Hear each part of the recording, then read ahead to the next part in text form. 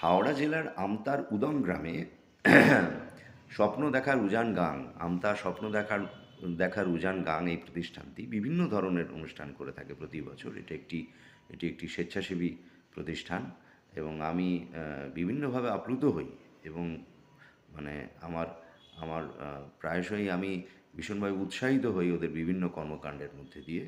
তা এবারে ওরা হাওড়া জেলা অঙ্কন ও শিল্পকলা উৎসব এটি ষষ্ঠ বর্ষে পড়ল।